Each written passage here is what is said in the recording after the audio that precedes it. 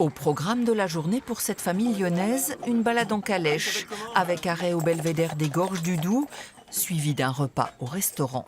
Un programme qui fait habituellement le plein en période estivale, mais qui cette année a été boudé en juillet. T'as tout le monde?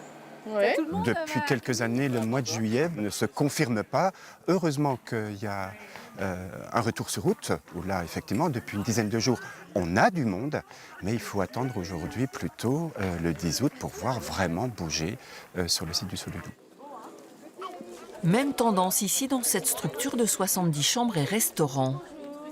Bienvenue. Écoutez, vous pouvez aller vous installer. L'établissement affiche même un taux d'occupation en hausse de 20% en août par rapport à l'an dernier, mais avec des touristes qui ne réservent plus à l'avance. On sent que les gens sont indécis, ils attendent la petite promo qui va les décider. En plus, là, la météo était favorable, donc voilà, ça nous a permis de bien travailler. Souvent, après le 15 août, c'est beaucoup plus calme, alors que nous, là, cette semaine qui se termine, on avait quand même 80 personnes dans la maison et que des familles, donc c'est quand même intéressant.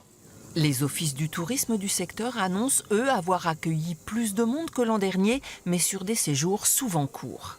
C'est là où c'est très important que depuis quelques années, il y a une vraie volonté politique pour développer le tourisme en pays horloger et que le réseau s'anime pour que chaque acteur du tourisme en pays horloger prenne bien conscience qu'il est l'ambassadeur de son territoire et qu'il a tous les atouts pour faire rester les touristes en pays horloger.